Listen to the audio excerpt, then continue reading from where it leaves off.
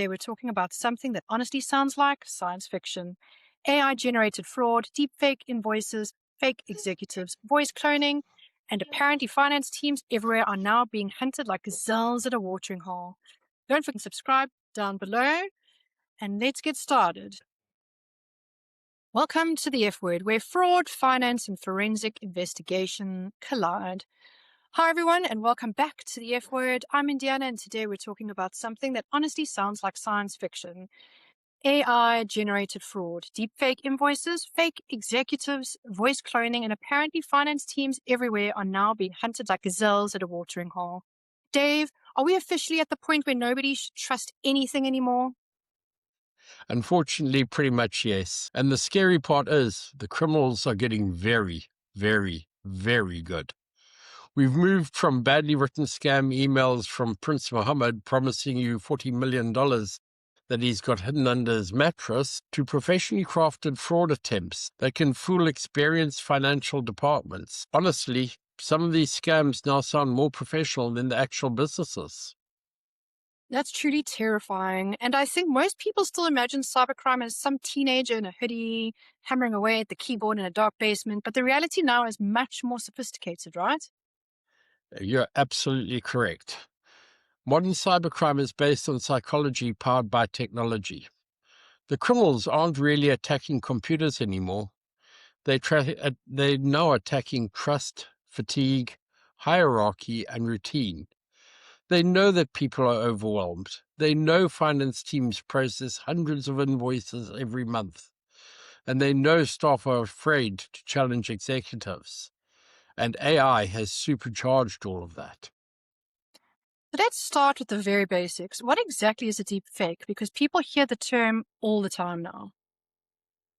So deepfake is essentially an AI-generated impersonation.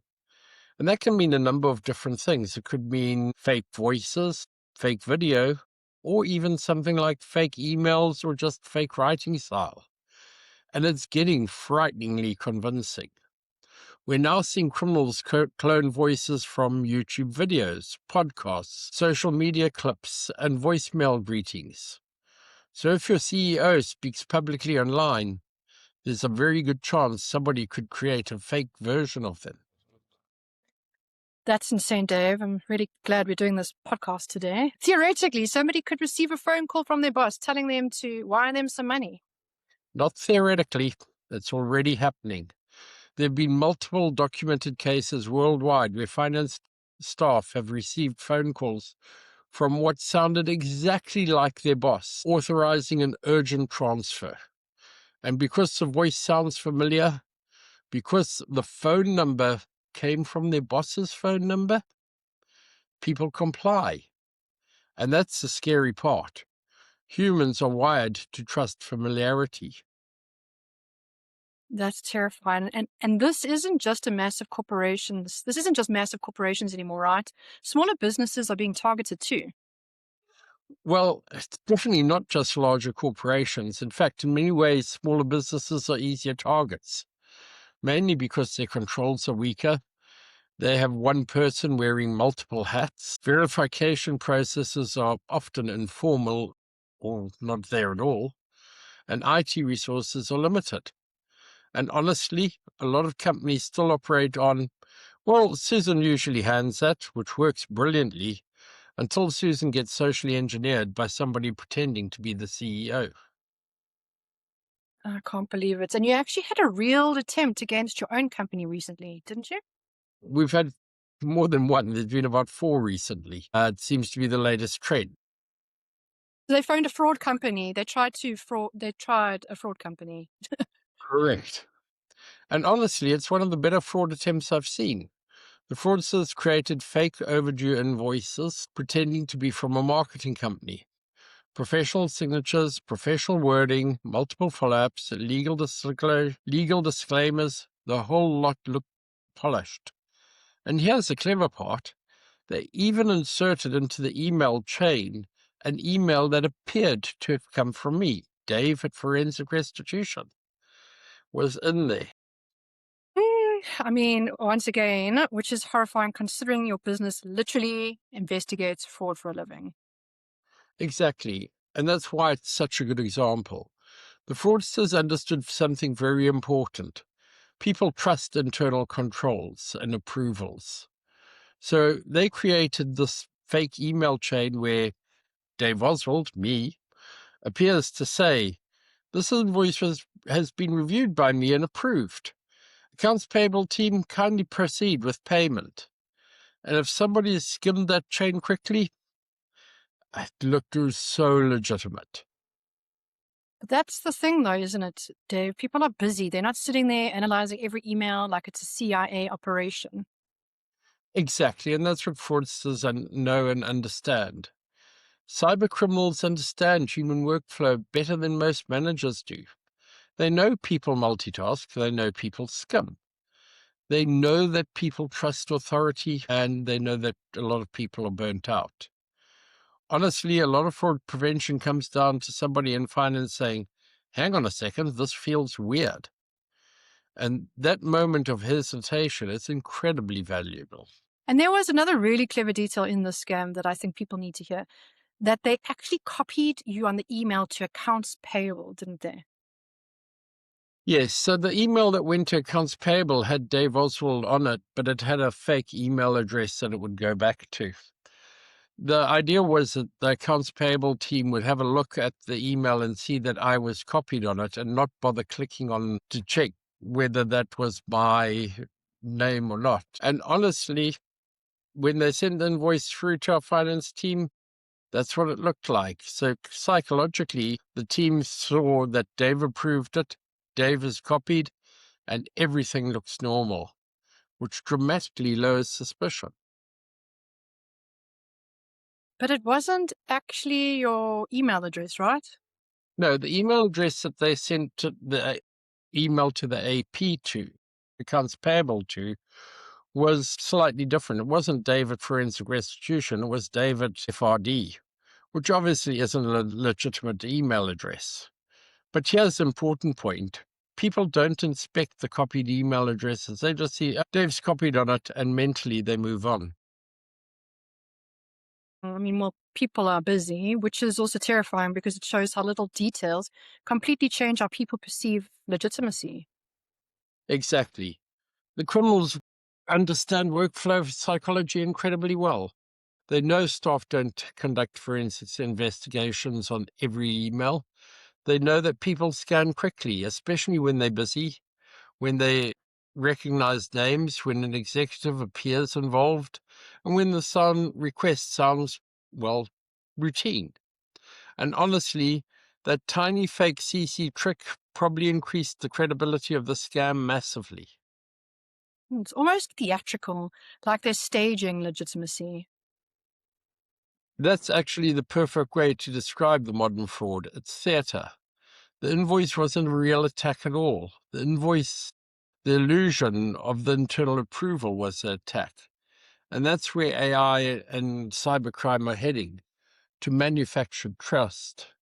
One of the other things that was interesting here is that they didn't use a real thing. So they used a marketing company or and often they'll use professional corporations in order to say that this is an invoice. And the reason why they do that is that nobody can go and say, oh, we've got a box of stuff that was delivered over there. When you've got something which is from a professional company or consulting company, what do you have? Maybe a report at the end of the day, but honestly, there's not much to show. And I think that phrase that you just said, which is horrifying, the phrase is manufactured trust. It's just so important, right? Yeah, well, that's what deepfake fraud really is. Criminals are manufacturing familiarity, authority, and legitimacy at scale. And finance departments are right in their crosshairs. And there was something strange about the email domain too, right? Yeah, they used the Greystone Marketing Group in the one, but the domain was grandloudonrow.com, which sounds like somebody sneezed while typing, and that's a tactic. Fraudsters use domains that feel vaguely legitimate because they know people will only just glance at them. It's amazing how much of this relies on psychology, not necessarily technology. Well, exactly. One of the people who was seen as being the initial hackers in the world actually wasn't a hacker, he was a social engineer. And now what we've managed to do is we've managed to create a whole bunch of social engineers by using AI. Most Mm. cybercrime today is behavioral manipulation. The technology is just a delivery mechanism. People still imagine hacking as somebody breaking through firewalls like in Hollywood movies. But in reality, most financial frauds today starts with, "Hey, Karen, quick favor." Poor Karen from Accounts Payable. She's takes a beating on this podcast, Dave. It doesn't seem but fair. Well, Karen is carrying the financial security of half the economy on her shoulders, and the criminals know it. Finance teams are prime targets because they control payments, payroll, banking changes, vendor onboarding. To a fraudster, accounts payable is basically the front door to your vault. So, what should businesses actually be doing? Because most people listening are now probably staring suspiciously at every single email in the inbox. I mean, I know I am. Well, honestly, that's not the worst outcome. Healthy skepticism is good, but practically businesses need multi-factor authentication everywhere, dual approvals, callback verification, proper segregation of duties, ongoing staff training, and most importantly, verification culture. People need to feel comfortable slowing things down and asking the questions that matter. That's a brilliant point, actually, because a lot of workplaces unintentionally punish caution. Everything is urgent, ASAP. Why isn't it done yet? Well, exactly. And that's what fraudsters weaponize: urgency. One of the big red flags in cyber fraud is artificial urgency. Things like, "We need to make the payment today. Don't call me. Please keep this confidential. Please handle quietly." No legitimate executive ever says, "Hey, please bypass all the controls quietly." Sorry, at least not the honest ones. I was waiting for you to add that in, Dave. And so, where do you see this going over the next few years? Honestly, it's going to get much worse before it gets any better. AI will make scams more believable, more personalized, and more scalable. Eventually, we'll have real-time deepfake video calls that are almost impossible to distinguish from reality.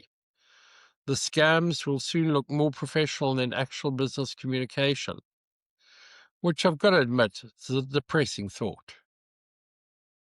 It's so depressing, and it's genuinely unsettling. What's the final takeaway for businesses listening today? Well, the biggest thing is this: cybercrime is no longer an IT issue. It's more a human issue. Your best defense is not software. It's a skeptical employee willing to say, "Hmm, something about this doesn't feel right." One cautious AP clerk can save the company hundreds of thousands of dollars. Millions, millions, even, Dave, I think, and probably several panic attacks too. And several emergency board meetings. Dave, thank you. This has been both fascinating and mildly terrifying. Well, that basically seems to be our brand now. Pretty much. And thank you, everyone, for listening to the F Word. If today's episode made you slightly paranoid, good. Don't forget to like and subscribe down below. Share it with a friend who you think needs to hear it.